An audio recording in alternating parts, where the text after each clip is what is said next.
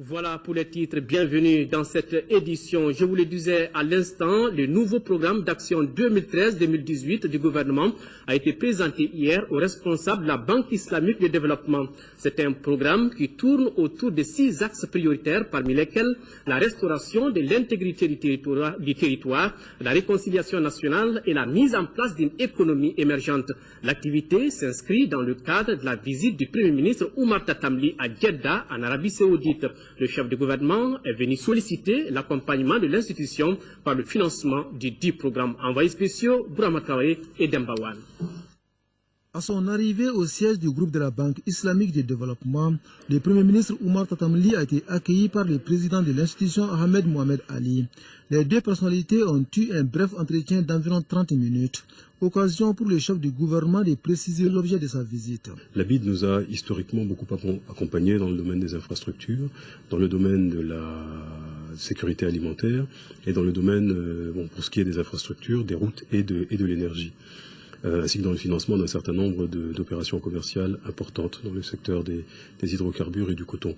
En considération de cet accompagnement, je suis venu présenter à mon frère, le président de la Banque islamique de développement, et à mon aîné, le vice-président Belama Sidibé, les nouvelles orientations du gouvernement, et de voir avec eux comment est-ce qu'il était possible de les prendre en compte dans le contexte du portefeuille existant et surtout du portefeuille à venir. Après cette mise au point, une séance de travail a réuni la délégation malienne et les responsables de la BID. Les échanges ont essentiellement porté sur le nouveau programme d'action 2013-2018 du gouvernement. Et c'est le Premier ministre lui-même qui a expliqué de façon détaillée le contenu du document, notamment les grands axes. Le gouvernement a arrêté les termes d'un programme d'action qui est construit en application des orientations qui ont été reçues du président de la République et qui comporte un certain nombre d'axes, au nombre desquels se situent 2 axes principaux qui intéressent la BID. La réconciliation nationale, le renforcement de la cohésion et la construction d'une économie émergente. Convaincue de la pertinence du programme d'action quinquennal, la Banque islamique de développement adhère volontiers à son financement. C'est dans ce cadre qu'une mission sectorielle de la BID se rendra à Bamako le mois de janvier pour discuter avec les autorités maliennes des projets prioritaires identifiés et qui nécessitent un financement rapide. Je suis particulièrement heureux de constater que il y a une adéquation entre la vision politique et la vision pour le futur du Mali et le programme économique. Donc la BID est très très fière et très honorée d'avoir le bénéfice de cette considération et ensuite s'aligner pour aider à mobiliser les ressources pour ce programme. Il vise à résoudre le problème de l'étendue du pays, de l'effort d'infrastructure dans le pays. À ce jour, la Banque islamique de développement met en œuvre une dizaine de projets au Mali qui couvrent divers secteurs d'activité.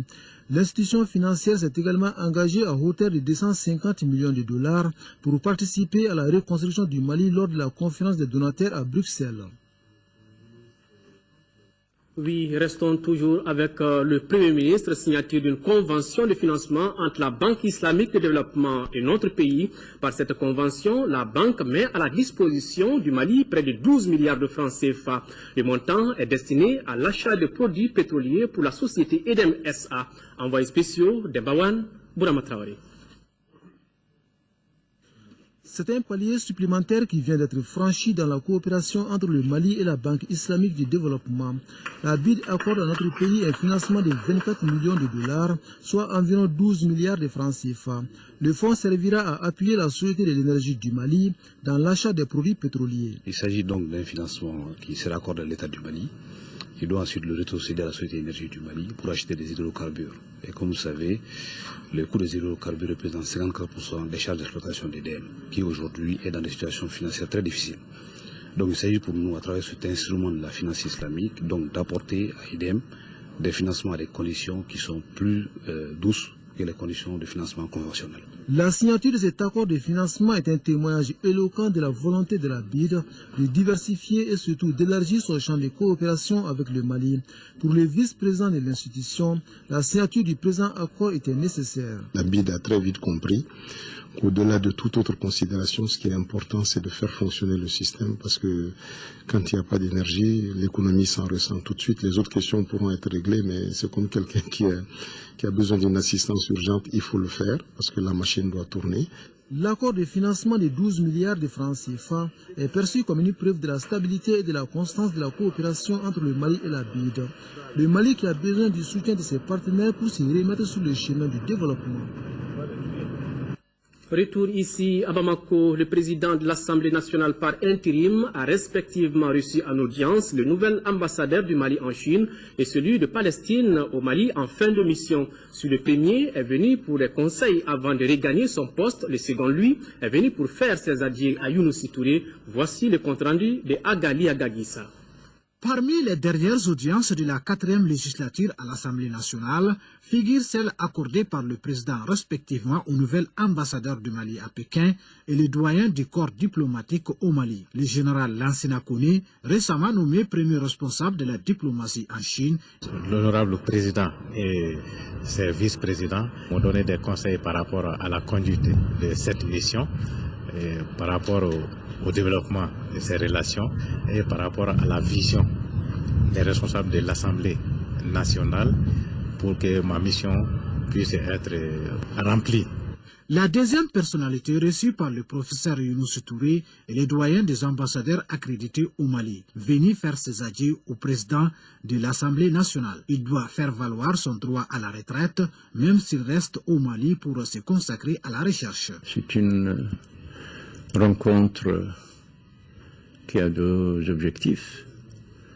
D'abord, mettre les derniers développements en Palestine et concernant les négociations qui se déroulent actuellement sous l'égide américaine entre la Palestine et Israël.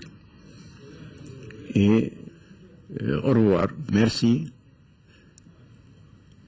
pour le soutien et la solidarité de l'Assemblée nationale de Mali, du peuple malien, et leur solidarité indéfectible à l'égard de la lutte que mène le peuple palestinien.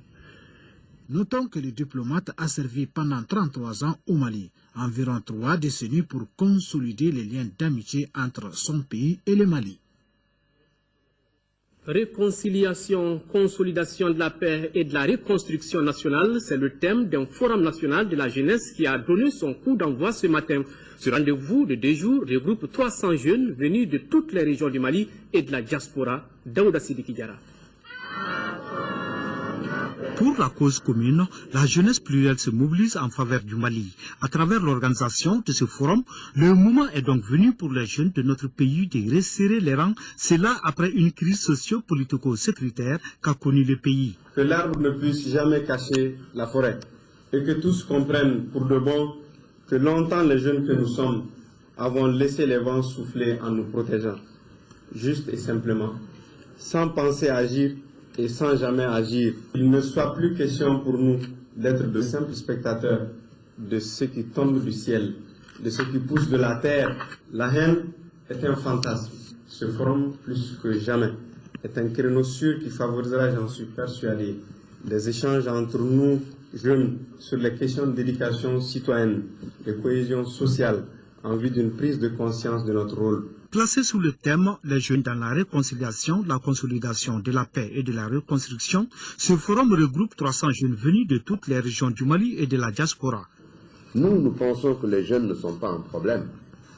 Au contraire, ils sont un atout pour la résolution des problèmes qu'une société rencontre. Au cours de ce forum, vous devez donc démontrer combien vous êtes sensible à plusieurs dimensions de la politique, qui consisterait à voir le partage des richesses, le développement durable. Le ministère de la Jeunesse et des Sports entend instituer ce forum comme plateforme périodique d'échange, et cela conformément à son plan d'action 2013-2018. Représentant plus de 60% de notre population, cette jeunesse a besoin d'être encadrée, outillée, renforcée, pour en faire le levain de la cohésion sociale, le ciment du vivre ensemble, mais aussi et surtout un moteur pour la transformation sociale. Soyons donc les ambassadeurs de la paix dans nos communautés. Travaillons à bâtir les socles, les supports d'une paix durable, en raffermissant les valeurs de tolérance, d'acceptation de la différence. Travaillons ensemble à mettre en avant ce qui nous unit et non ce qui pourrait nous diviser. Soyons un et indivisibles pour le Mali. Pendant 2 jours, les participants qui sont répartis entre les ateliers traiteront 6 sous-thèmes relatifs à la paix et à la reconstruction nationale. Des dossiers mieux élaborés pour le Conseil des ministres est un des résultats attendus du séminaire des secrétaires généraux et chefs de cabinet du département ministériel. Le ministre de la fonction publique vient d'ouvrir une session de formation de 2 jours à cet effet à l'intention d'une trentaine de cadres. Reportage Moïse Traoré. Les secrétaires généraux et les chefs de cabinet sont chargés d'assurer la traduction et la coordination du programme gouvernemental. Ces cadres A et B sont une trentaine à prendre part au séminaire de 2 jours. En cette période post-crise sécuritaire et institutionnelle, l'État a plus que jamais besoin d'une administration forte, crédible et performante en capacité de relever les défis multiformes et pressants pour asseoir son autorité et son crédit, indispensable pour l'avènement d'un environnement propice de paix, à la sécurité, à la coopération et au développement durable. Parmi les résultats attendus, on peut relever une meilleure élaboration des dossiers à soumettre au Conseil des ministres. L'objectif du séminaire est de renforcer les capacités des secrétaires généraux des départements ministériels et chefs de cabinet des ministres délégués afin de leur permettre de satisfaire aux exigences de leurs fonctions et contribuer efficacement à l'atteinte des objectifs assignés à eux par les pouvoirs publics. Cette session est une initiative de l'École nationale d'administration ENA et du secrétariat général du gouvernement. Outre l'organisation et le fonctionnement du travail gouvernemental, les capacités des cadres sont renforcées dans le cadre de la gestion des relations avec les usagers et les partenaires. Autre grand titre de cette édition, 600 logements sociaux seront réalisés par la Société immobilière et foncière du Mali, SIFMA, dans 16 mois à Sikoro, dans le cercle de Kaki. Le ministre du Logement a posé ce matin la première pierre de ces ouvrages. Cette opération va coûter 10 milliards de francs CFA, c'est ce que nous dit Mohamed Diarra. Ce geste du ministre du Logement fera le bonheur de 600 familles dans 16 mois. C'est-à-dire, dans moins de 2 ans, la Société immobilière et foncière du Mali, SIFMA, réalisera à Sikoro, dans le cercle de Kati, 600 logements sociaux sur 200 hectares. 16 mois d'espoir, mais pas seulement pour les populations qui vont bientôt postuler pour ces nouvelles maisons qui seront bâties, mais surtout pour les bras valides aussi qui vont postuler pour les travaux qui vont être générés sur les chantiers. C'est pour vous dire que le rythme et la cadence seront maintenus. Ces 600 nouveaux logements, juste 350 autres réalisés par la société il y a 2 ans. Ils seront de 2 types, F3 et F4, et nécessiteront un investissement de 10 milliards de francs CFA à la SIFMA et ses partenaires. De quoi enlever une épine du pied du gouvernement. La portée politique, c'est qu'on s'inscrit déjà dans la logique de la réalisation de l'engagement présidentiel de 50 000 logements, dont cette opération nous semble constituer l'opération inaugurale. Alors, en ce moment précis, vous comprenez que notre émotion soit la plus grande possible.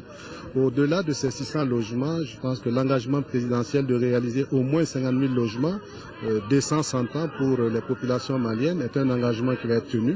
La promotion de l'investissement, ce n'est pas juste l'investissement étranger, mais c'est également l'investissement national. Les bénéficiaires des premiers logements sociaux sont venus nombreux pour témoigner le bien fondé de ce programme de l'habitat. La communauté économique des États de l'Afrique de l'Ouest, CEDEAO, met à la disposition du programme alimentaire mondial 410 tonnes de riz destinées aux populations des régions du nord du Mali. Cet appui alimentaire permettra de prendre en charge pendant 1 mois plus de 26 000 personnes affectées par la crise. Youssouf Diakité.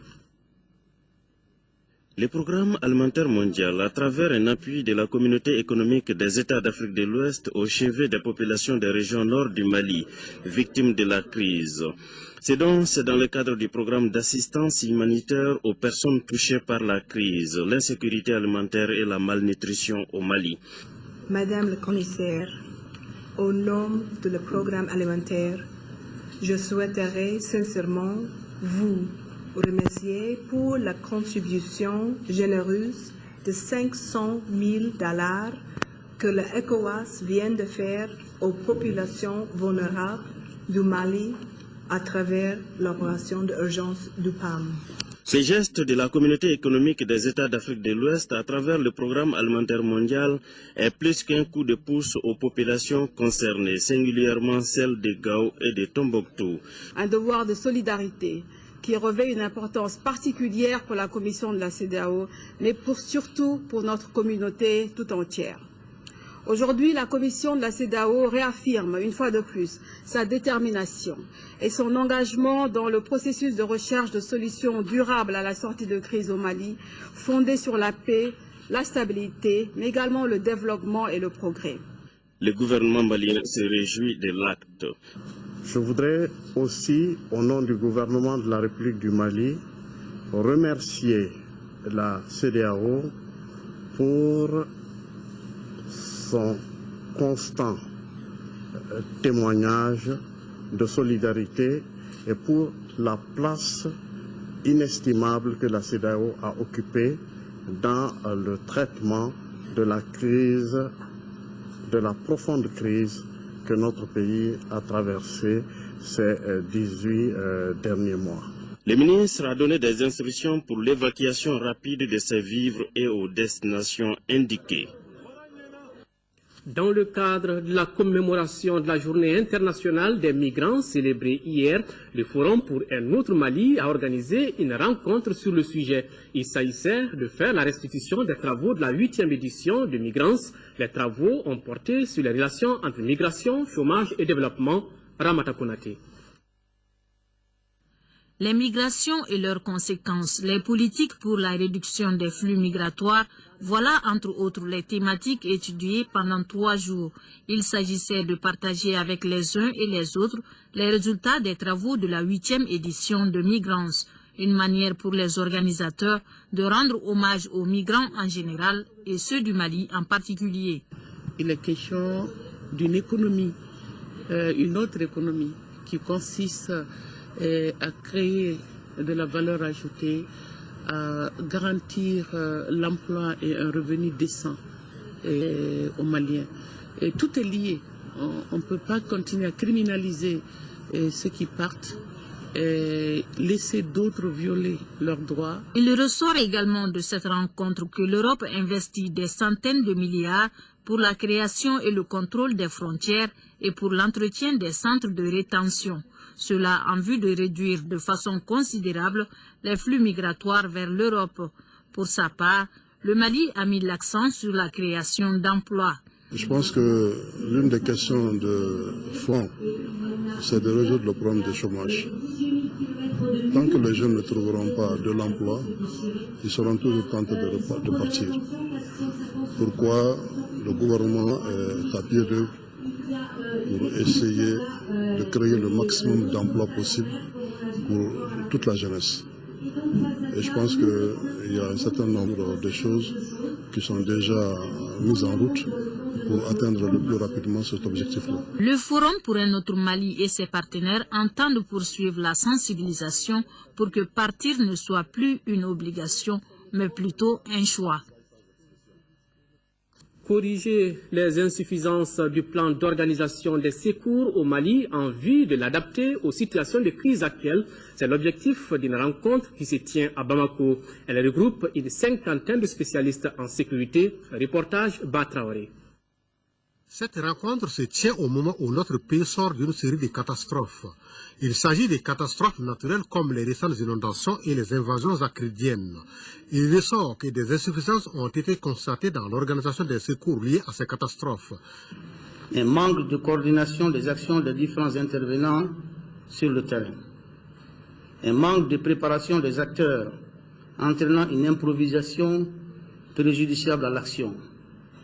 Une utilisation non rationnelle et efficiente des moyens humains et matériels, publics et privés, engagés dans les opérations. La rencontre du jour doit permettre à notre pays de se doter d'un mécanisme de secours plus opérationnel et adapté aux nouvelles situations de crise.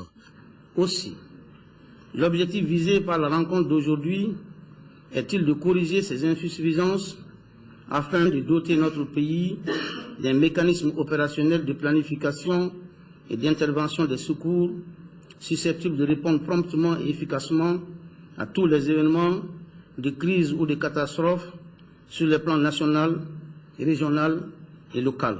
Rappelons que l'organisation de cette rencontre s'inscrit dans le cadre de l'exécution du projet de gestion des risques, des catastrophes et d'adaptation au changement climatique. De la présidentielle et des législatives à la représentation utile, quel enjeu et quel défi pour la construction d'un État de droit capable, réceptif et comptable. Le sujet est au centre d'une conférence de presse organisée ce matin par le Cercle de réflexion et d'information pour la consolidation de la démocratie au Mali, CRI 2002. Reportage Abdraman Maïga. Après l'élection présidentielle et les législatives jugées globalement réussies au Mali, l'heure est maintenant au comment appuyer les élus dans l'exercice de leurs fonctions par la société civile. Voilà ce qu'était venu expliquer Dr Abdoulaye Sall aux journalistes. La rencontre avait pour but d'éclairer la presse et à travers elle l'opinion publique nationale et internationale sur les enjeux pour la construction d'un État de droit capable, réceptif et comptable. La conférence s'inscrit dans le cadre d'une série d'actions initiées par le Cercle de réflexion et d'information pour la consolidation de la démocratie au Mali, CRI 2002. Objectif, construire un État démocratique fiable avec des institutions fortes. Pour que cette représentation soit utile, il faut que nous, d'abord citoyens, nous soyons conscients, n'est-ce pas, de ces liens organiques qu'il y a entre la participation et la représentation pour construire une société démocratique. L'un des premiers enjeux et des premiers défis, pour nous, Maliens, il faut qu'on ait une compréhension commune, partagée et acceptée des différents concepts. Pour construire un État de droit capable, réceptif et comptable, notre pays doit nécessairement opérer un changement au niveau de la structure des partis politiques. Et pour cela, la base de ce nouveau départ passe, selon Dr Abdoulaye Sall, par la forte représentativité des femmes et des jeunes aux instances de prise de décision. Il n'y a pas 1000 solutions. Hein. Tous les pays qui ont réussi l'implication accrue des femmes sur les listes de candidature, sur leur élection, ils sont passés par des mesures législatives et réglementaires. Pour appuyer le Mali dans l'organisation des élections générales, CRI 2002 a entrepris un certain nombre d'activités, notamment des conférences, des sessions de formation et de communication. Ces actions avaient pour but le réarmement citoyen et démocratique. La 11e réunion du Comité national de sûreté de l'aviation civile s'est tenue aujourd'hui. Cette rencontre vise à renforcer et à améliorer les systèmes de sûreté dans les aéroports. Reportage d'Aouda Sidiki Diarra. Synergie d'action pour mieux sécuriser les aéroports de notre pays contre les menaces de toutes sortes. Voilà le sens de cette rencontre. Les questions de sécurité qui ont été débattues au cours de cette 11e réunion du Comité national de sûreté de l'aviation civile sont capitales, essentielles pour l'aviation civile en général et pour le transport aérien en particulier. L'intensification des menaces de toutes sortes, qui n'épargnent aucun pays, nous oblige à redoubler de rigueur et de vigilance. Il s'agit d'avoir sur nos plateformes aéroportuaires, en plus des infrastructures appropriées, des hommes et des femmes bien formés pour faire face aux actes illicites, soupçonnés ou réels. De nos jours, les transports aériens jouent un rôle prépondérant dans les échanges commerciaux entre les pays. Dans cette optique, le désenclavement de notre pays, qui est l'un des axes prioritaires du gouvernement, exige du secteur aéronautique un engagement sans faille. C'est là pour que nos aéroports répondent aux normes d'exploitation internationales. J'ose espérer que les recommandations issues de la présente réunion permettront de relever les défis du transport aérien par l'utilisation de bonnes pratiques en vue de préserver nos plateformes aéroportuaires contre les actes d'intervention illicites. Le PDG des aéroports du Mali a informé les participants que la relance des activités du comité sera pour bientôt à Mopti et à Kaï. La 11e réunion du Comité national de sûreté de l'aviation civile coïncide avec la célébration de la Journée internationale de l'aviation civile qui a pour terme cette année évolué pour relever les défis du transport aérien au XXIe siècle. L'Assemblée générale de la Croix-Rouge malienne a débuté ce matin à Bamako. Au cours de cette rencontre, plusieurs sujets importants concernant la structure seront évoqués. Il s'agit, entre autres, de l'adoption des statuts du rapport financier et de l'audit des comptes. Reportage Rachel Tessougé. Tout au long de la journée, les responsables de la Croix-Rouge malienne vont examiner les activités menées au cours de la période 2008-2013.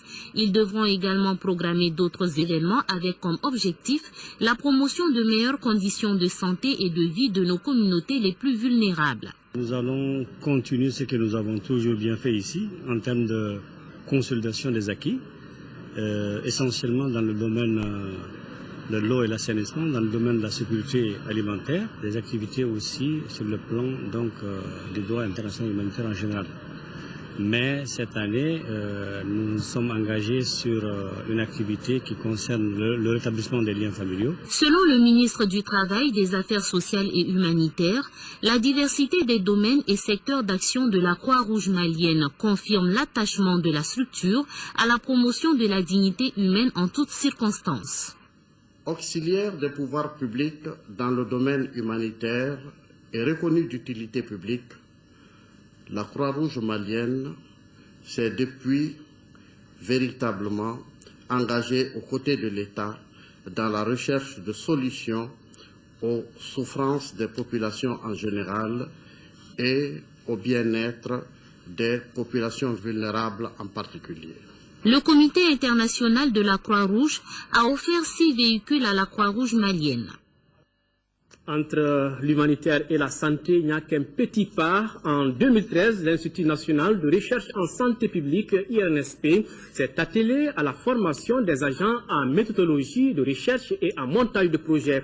La structure a aussi réalisé des analyses biomédicales pour la surveillance épidémiologique et le diagnostic des maladies. Ces informations ont été données à l'ouverture des travaux de la 40e session du conseil d'administration de la structure. Reportage Ramata Konati.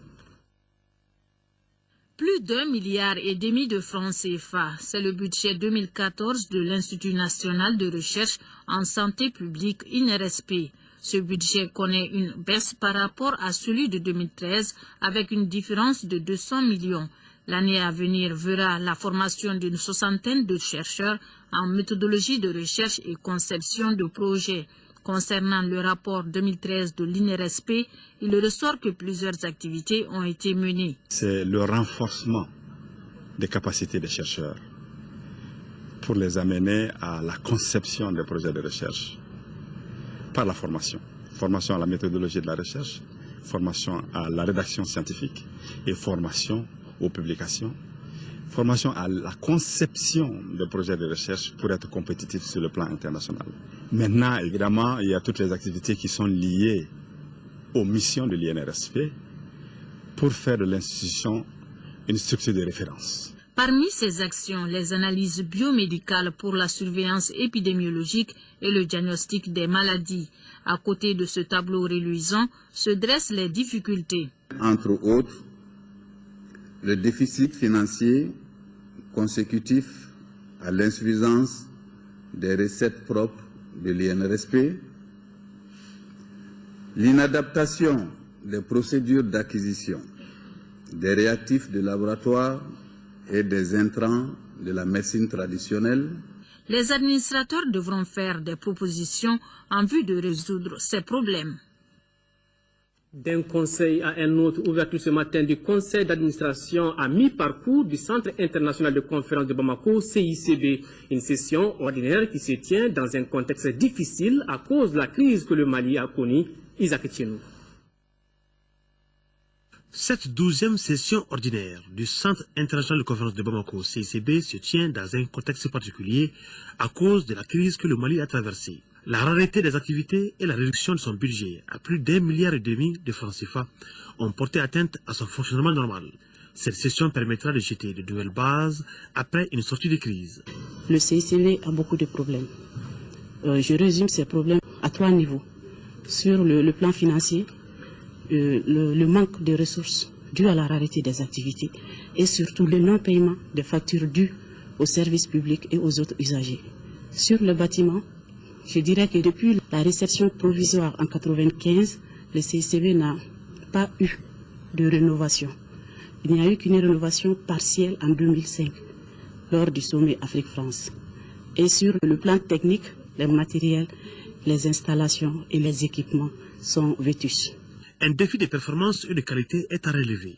Voilà pourquoi le ministre Bruno Maïga, président du conseil d'administration, a invité les administrateurs à une réflexion sur les grandes préoccupations. Au moment d'amorcer la mutation dans laquelle notre pays se trouve engagé, je voudrais vous inviter à tirer tous les enseignements des difficultés rencontrées tout au long de l'exercice précédent en vue de baliser la voie pour la réussite des prochaines échéances.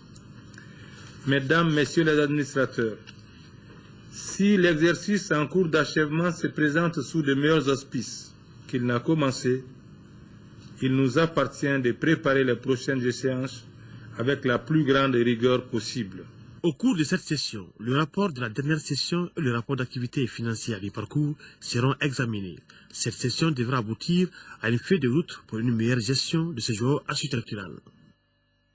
L'Agence nationale de la sécurité sanitaire des aliments, ANSA, a tenu la 16e session de son conseil d'administration, occasion pour les participants de faire le point de l'année écoulée, mais aussi des projections pour le futur. Khadiatou Kone.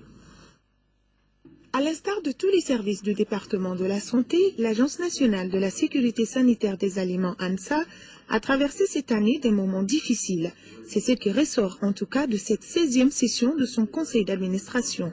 Des difficultés liées à la rareté des ressources financières dues à la situation que le pays a traversée. Nous n'avons pas eu de ressources pour ni les investissements, encore moins pour les activités de recherche. Ce qui pose vraiment un problème assez important pour une structure ayant vocation de faire de la recherche et en particulier d'assurer la sécurité sanitaire des aliments que nous consommons tous. Malgré les difficultés évoquées tantôt, l'Agence nationale de sécurité sanitaire des aliments a enregistré un taux de réalisation de 79,25% et une exécution des dépenses à hauteur de 129,99%. Le système national des autorisations de mise sur le marché des produits alimentaires a commencé à être perçu dans sa vraie dimension, à savoir une caution de l'État pour l'accès facile de nos produits sur les marchés régionaux et internationaux, avec en toile de fond la protection de la santé des consommateurs. Cette performance obtenue en année de crise, selon le directeur général de l'ANSA, est le fruit d'une impulsion nouvelle, fruit de l'engagement, de l'abnégation et de l'assiduité au travail, mais aussi de l'esprit d'ouverture et de partage qui a caractérisé les cadres et l'ensemble du personnel de l'agence. La deuxième édition de la foire annuelle de fin d'année de la Chambre de commerce et d'industrie du Mali a donné son coup d'envoi à l'instant. Cette année, l'édition est placée sous le signe de la paix retrouvée. Elle se passe sur l'esplanade du Centre de conférence internationale de Bamako. Environ 260 exposants prennent part à cette édition et c'est le ministre du Commerce, Abdelkarim Konaté, qui a procédé tout à l'heure à la coupure du ruban symbolique marquant l'ouverture officielle de la foire. Nous y reviendrons dans nos prochaines éditions avec notre reporter Garibou au Pérou qui vient de regagner la maison de la radio. Écho de nos régions à Mopti, un peu plus de 753 millions de francs CFA. C'est le budget pour le premier semestre 2014 du programme de développement durable du delta intérieur du Niger. Un budget qui a été adopté hier en même temps que celui du plan de travail de novembre et décembre 2013 qui s'élève à plus de 216 millions de francs CFA. C'est ce que nous dit Moustapha Doumbia. Cette première session du comité de pilotage de la première phase du programme de développement durable du delta intérieur du Niger PDD-DIN a planché sur 3 documents. Le manuel de procédures administratives, comptables et financières, le plan de travail de novembre et décembre 2013 et celui du premier semestre 2014. Nous avons fait des recommandations extrêmement importantes qui vont nous permettre d'aller rapidement vers la concrétisation des ambitions, réaliser les tâches qui sont prévues dans le programme. C'est un programme, il faut le dire, sur 10 ans, en 2 phases. Une phase transitoire de 3 ans, 2013-2015, et une phase, au moins long terme, sur 7 ans. Pour les plans de travail au compte de novembre et décembre 2013, le coût s'élève à 216 780 000 francs CFA. Le budget pour le premier semestre 2014 est de 753 671 000 francs CFA. Nous allons inviter tous les acteurs autour d'un atelier de planification où nous allons revisiter l'ensemble des activités. Et on va entreprendre des activités concrètes pour la protection et la restauration des habitats, des oiseaux d'eau, des habitats de tous les animaux et des végétaux. La session a adopté les documents présentés sous réserve de quelques recommandations relatives au manuel de procédure. En 4e région, toujours dans le domaine agricole, lancement en zone office du Niger du programme de développement de la pisciculture. Ce programme de plus d'1 milliard de francs CFA va permettre d'accroître le revenu des producteurs de l'office. Compte rendu d'Ougoufana Traoré. Par cette mise à eau des alévins, le géant risicole du Mali, qu'est l'Office du Niger, ajoute ainsi une corde à son arc. Avec cette nouvelle technique de pêche, le producteur de la zone Office du Niger peut devenir multimillionnaire en 6 mois, en parallèle avec les autres activités rizicoles ou maraîchères. La zone Office du Niger regorge d'énormes potentialités à travers les falas, à travers les canaux principaux, où nous pouvons installer des cages flottantes, où au niveau des périmètres rizicoles, nous pouvons installer également des étangs piscicoles et également des périmètres piscicoles dans les zones basses. Ce programme permettra de créer énormément d'emplois en milieu rural. Qu'est-ce que la cage flottante à poissons? C'est une cage dans laquelle on fait l'élevage intensif du poisson. L'objectif de cet élevage, c'est d'avoir dans 4 ou 5 mois du poisson de qualité. Dans le cadre du programme de l'APEJ, d'installation des jeunes ruraux, où au niveau de Bévani, nous avons installé cette année 24 jeunes ruraux avec une superficie moyenne, disons, de 5 hectares. Nous voulons développer 1 hectare de périmètre piscicole. Nous pouvons récolter des poissons pour une valeur monétaire, disons, de près de 8 millions de francs CFA. Le développement intégré de la zone Office du Niger a toujours été une préoccupation de l'État malien. C'est pourquoi le gouverneur de Ségou a demandé d'étendre la nouvelle technique de pêche à toutes les zones rizicoles de la région de Ségou. La production de poissons aujourd'hui est cruciale dans notre pays et il est bon que nous puissions trouver des techniques pratiques pour expérimenter et accroître surtout la production, le revenu des producteurs au niveau de la région et pourquoi pas au Mali. Pour une pleine réussite du projet, la pêche traditionnelle aux alentours ou à bord immédiat de la cage flottante à poissons est formellement déconseillée. 160 millions de francs CFA, c'est le coût de 2 systèmes d'adduction d'eau que le HCR, à travers l'ONG Stop Sahel, vient de réaliser dans les villages de Beta et d'Inigol en première région. La réalisation des déforages qui sont équipés de pompes à motricité humaine s'inscrit dans le cadre du projet d'appui aux réfugiés mauritaniens pour leur approvisionnement en eau potable. Nous retrouvons depuis Kaï Mohamedou Alioubari. Fini la consommation de l'eau souillée par les communautés de réfugiés mauritaniens résidant dans la commune rurale de Guirimoran-Kirikafou, avec la réception de 2 pompes à motricité humaine.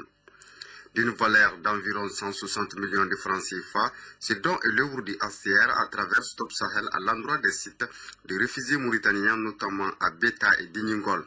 Je suis vraiment satisfaite de l'ouvrage parce que le problème d'eau est assez crucial dans ces localités. Ces 2 forages équipés de pompes manuelles à Beta et Diningol s'inscrivent dans le cadre du projet d'appui aux réfugiés mauritaniens pour leur approvisionnement en eau potable qui est source de vie. L'occasion était opportune pour le représentant du HCR de rappeler certaines réalisations de l'ONG dans la commune rurale de Guirimoran-Kirikafou. Toutes ces réalisations s'inscrivent dans le cadre des actions de protection des réfugiés qui relèvent du mandat du HCR et permettent aujourd'hui aux populations d'avoir de l'eau potable. Les autorités politiques et les bénéficiaires se sont réjouis de cette action humanitaire que le HCR vient de faire pour alléger la souffrance des femmes, mais aussi contribuer de façon efficace au développement de l'élevage. Ces 2 forages ont été exécutés par l'entreprise Chick Afrique sur financement du gouvernement japonais pendant 45 jours. Beaucoup de chiffres, comme vous l'avez constaté dans cette édition, 21 millions de francs CFA, c'est le montant qui sera investi pour améliorer la qualité nutritionnelle des enfants, des femmes enceintes et des personnes âgées. Cette CESCOM du cercle de Tombouctou sont concernés par cette activité de distribution promotionnelle de la farine Mizola, financée par le programme d'appui aux organisations de la société civile. Reportage Yeya Tandina. C'est pour combattre la malnutrition et améliorer la qualité nutritionnelle des enfants, des femmes enceintes et les personnes âgées que l'association féminine Al-Wakile, qui veut dire en son les leaders, vient de procéder au lancement de ses activités dans le cercle de Tombouctou. Financé par le programme d'appui aux associations et organisations de la société civile PAOS 2 pour un montant de près de 21 millions de francs CFA.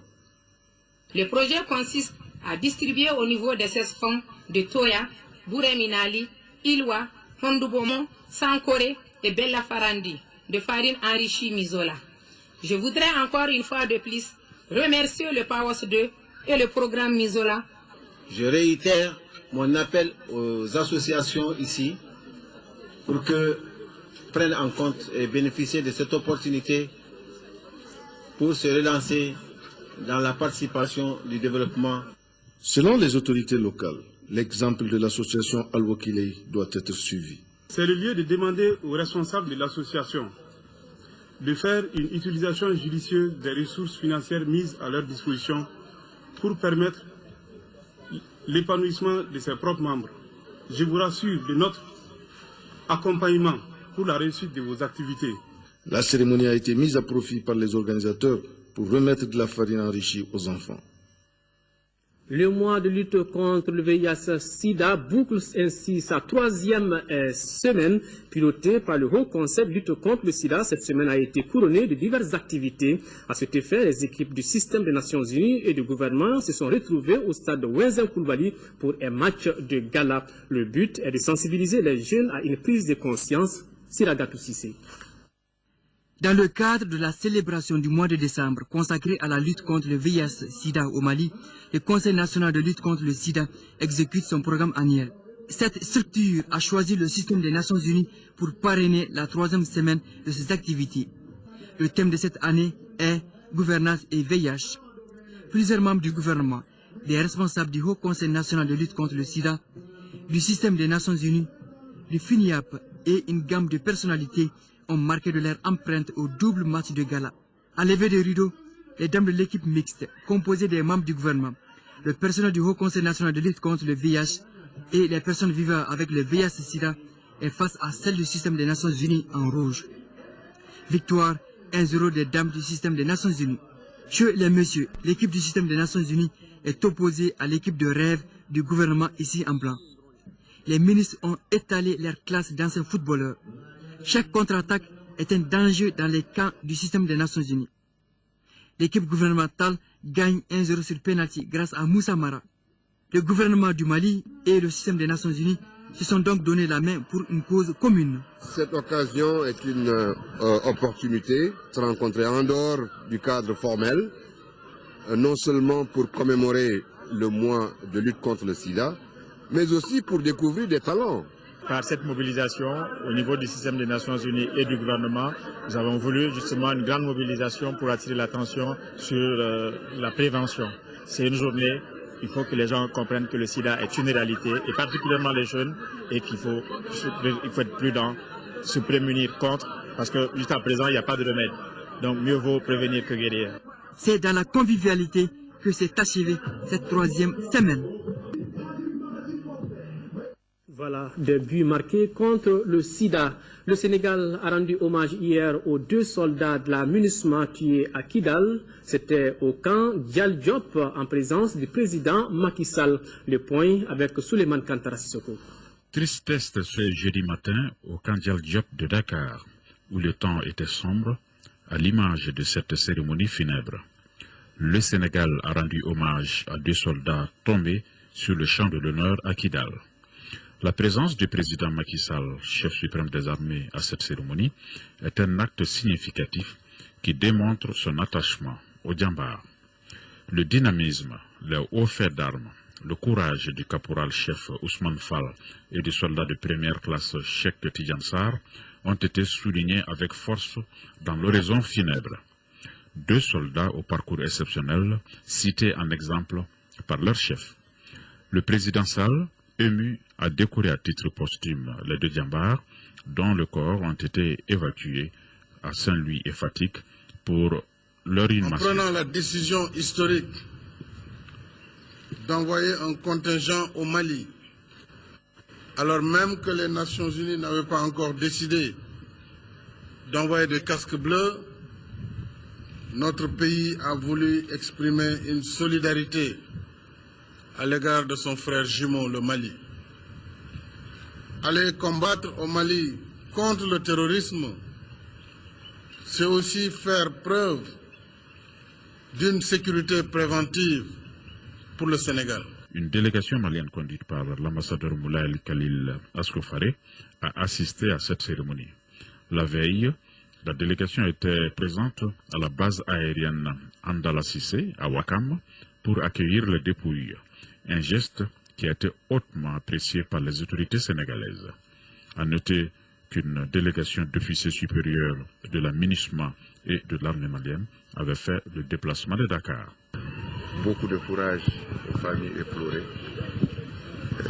avec lesquelles nous étions depuis l'arrivée des corps hier jusqu'à ce jour. Et je pense que leur sacrifice ne sera pas vain, parce que la paix reviendra au Mali, dans un Mali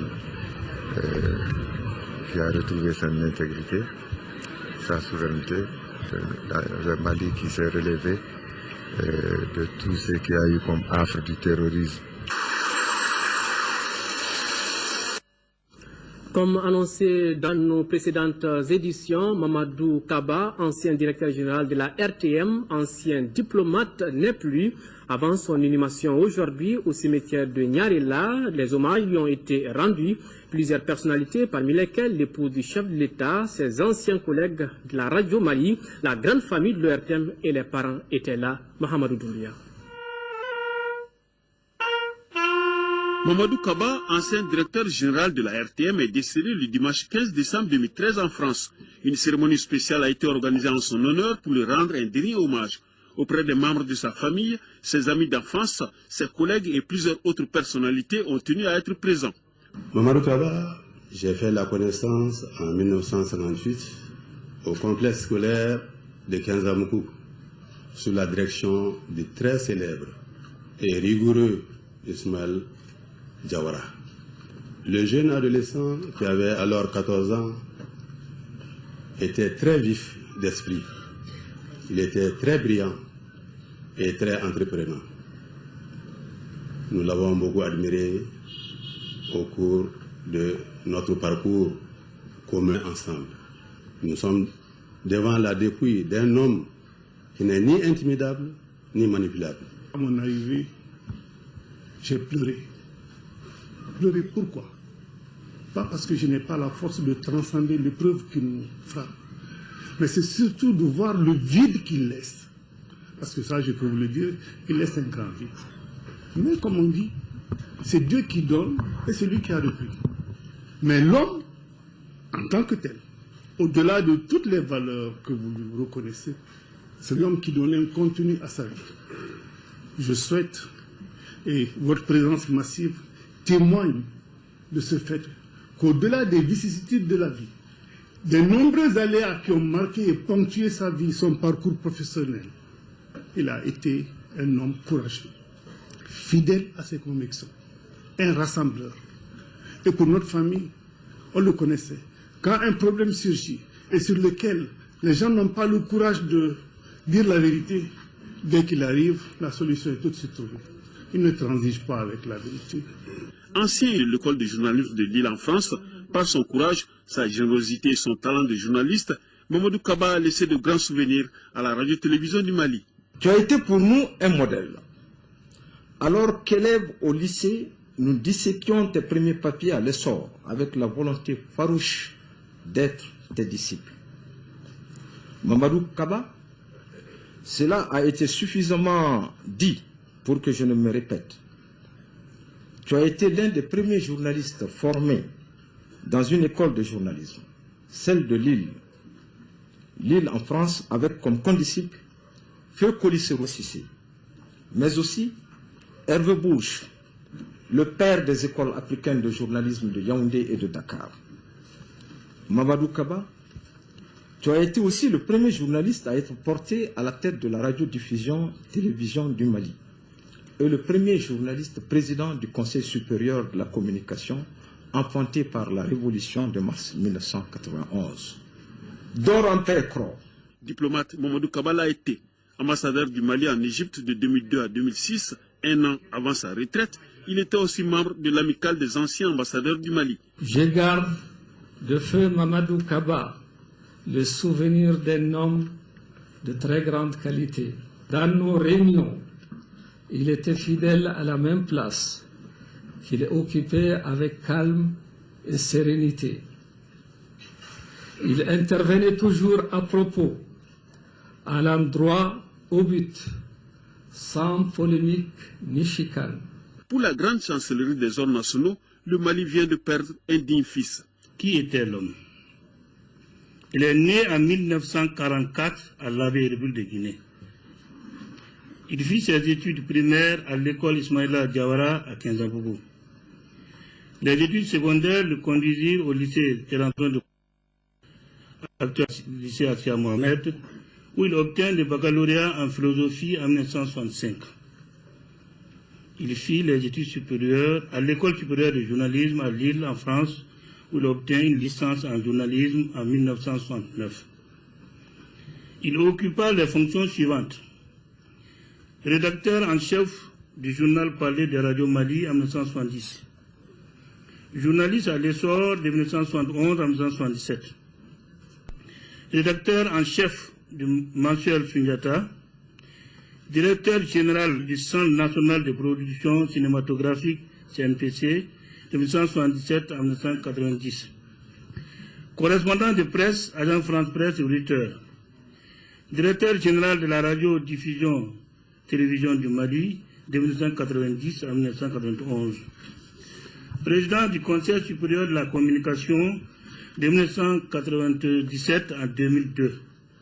Ambassadeur extraordinaire et plénipotentiaire du Mali en Égypte de 2002 à 2006. Il fit valoir ses droits à la retraite en janvier 2007.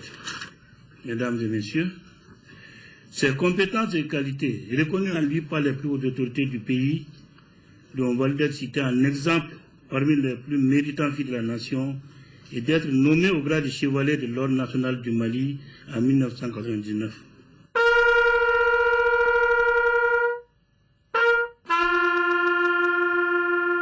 Après la prière du vendredi et la prière mortuaire à la mosquée de Kinzabougou, l'illustre disparu a été inhumé au cimetière de Nyarila devant une foule nombreuse et des parents inconsolables. Dors en paix, doyen. Voilà, l'ORTM rend hommage à Mamadou Kaba. Juste après ce journal, vous pourrez suivre un magazine sur le parcours de l'homme. Ainsi va la vie, d'ores en paix, doyen Kaba. C'est la fin de cette édition. Merci de votre aimable attention. Je vous retrouve demain, s'il plaît à Dieu, pour les éditions du soir. Mais avant, vous avez rendez-vous avec Amara Malé Diallo pour les infos de 13h.